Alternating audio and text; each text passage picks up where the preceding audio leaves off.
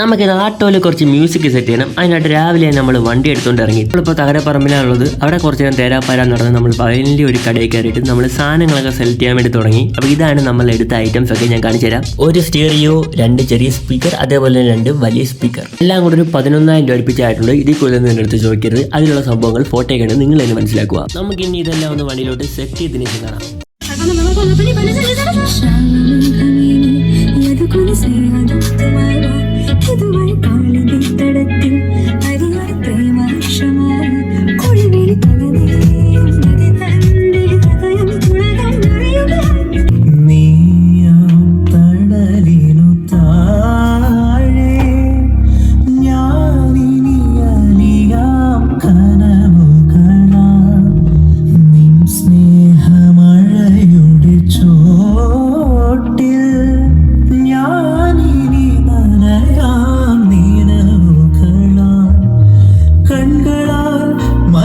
മൊഴികൾ സ്വന്തമാക്കി നമ്മൾ